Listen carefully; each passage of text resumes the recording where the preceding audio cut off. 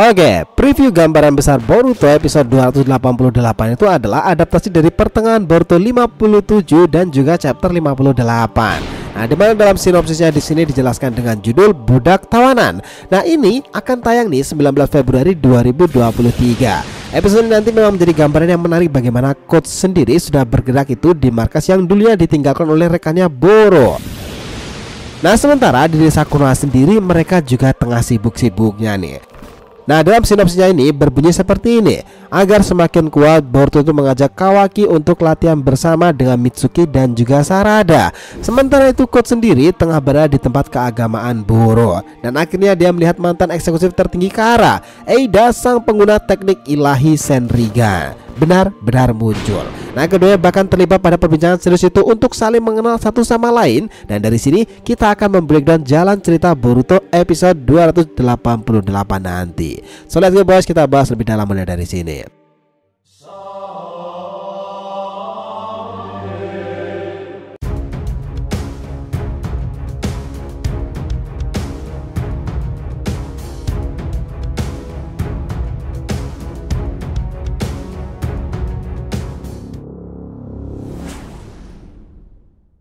Yo nakama Shinobi DR TV, welcome back again. Nah, kali ini kita akan ngebahas mengenai gambaran besar Boruto episode 288 dari adaptasi chapternya Budak Tawanan.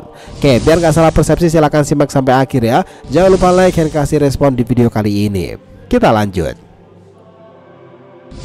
Nah, beberapa adegan pada episode Boruto 288 nanti akan dibuka dengan adegan percakapan antara Bug, Coach dan juga Eida. Seperti yang kita lihat ketika Eida keluar dari tabung itu, dia memang sempat membuat Coach langsung terpana karena mantra penggoda miliknya. Bahkan sempat Coach menanyakan, apakah dia Eida bakalan tertarik dengannya?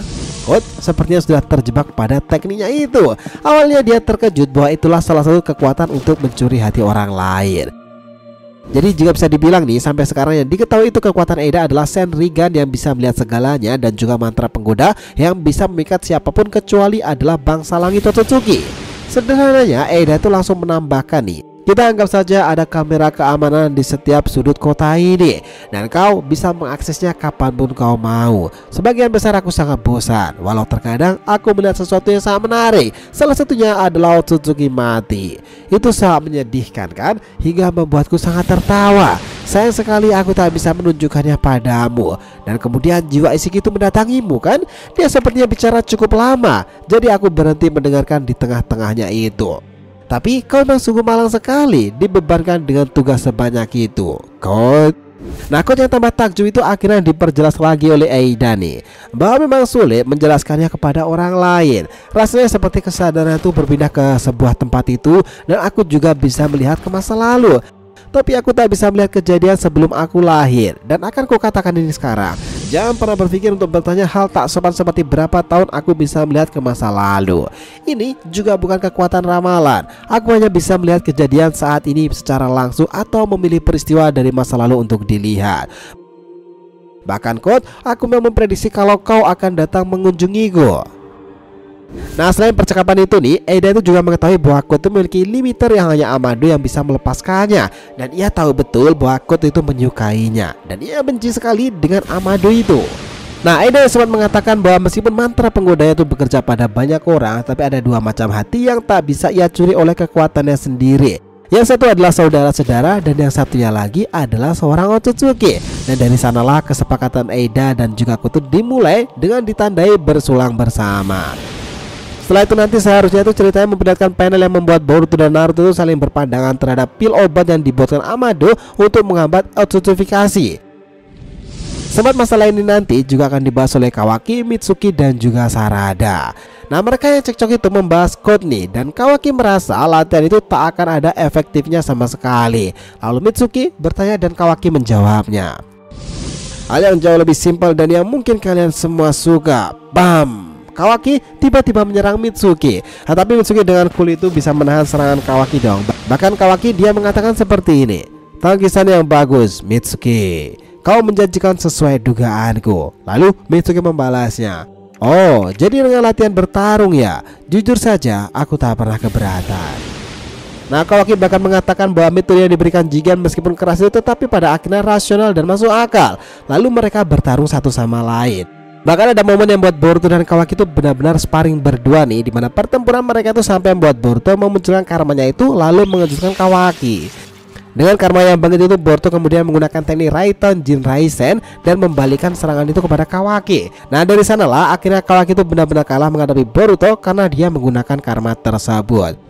Nah, dari hasil pertempuran tersebut, Kawaki sendiri itu membatin seperti ini. Tanpa sadar aku mencoba menyerapnya. Apa itu artinya aku terlalu bergantung pada karma lebih dari dugaanku? Nah, Kawaki yang kalah duel itu sebenarnya tak terima begitu saja dengan kekalahannya. Lalu dia menoleh ke arah Nanadeime yang mana itu juga ada Konohamaru. Lalu dia mengatakan sesuatu seperti ini. Ada satu hal yang berubah dari sejak kita pertama kali bertemu, Kawaki. Aku sekarang bisa tahu apa yang sedang kau pikirkan. Kurang lebih jangan menanggung semua itu sendirian. Bersandarlah juga kepada kami.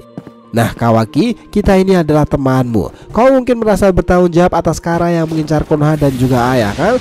Tapi itu semua sebenarnya bukan salahmu pula. Mau bagaimanapun kita tak akan bisa biarkan para penjahat bebas seenaknya, kan? Nah, itulah yang dilakukan oleh para shinobi. Kau juga sama, bukan? Nah, mendengarkan hal itu, Kawaki itu dengan santainya itu langsung bersandar ke tanah itu. Dan dia mengatakan seperti ini. Terserahlah. Nah, Boruto, kata-kata besar itu akan terdengar lebih baik jika diucapkan oleh orang yang bisa diandalkan. Lalu Kawaki mengatakan lagi, aku akan menurutimu untuk sementara ini dan dengan caramu itu juga. Dari situlah mereka tuh bertekad untuk menjadi shinobi yang semakin kuat lagi, khususnya untuk melindungi desa Daun dan juga Nanadeime. Nah, di timeline code ini memang tak akan serasa membuat cerita Boruto itu lebih berfokus tentang informasi tekad Otsutsuki pula nih, dan juga bagaimana Code sendiri itu bekerja sama dengan orang yang tahu segalanya, Eida. Tapi kami sendiri juga tetap berspekulasi seperti biasa, ada beberapa panel yang akan dibuang atau bahkan diadaptasi sebagai tambahan nih untuk pembuatan animasinya. Jadi seperti biasa bakal ada sedikit perubahan untuk beberapa panel di anime, karena sekarang sudah ada informasi di Twitter bahwa kemunculan Eida sendiri kala itu sudah menjadi trending topik yang ramai diperbincangkan.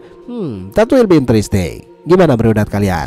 So, itulah tadi nih pembahasan kita mengenai gambaran besar Boruto episode 288 dari adaptasi chapternya sendiri, Budak Tawanan. Thanks a lot guys, Budak Tawanan. Thanks a lot guys telah menonton video ini, and we'll be come back again.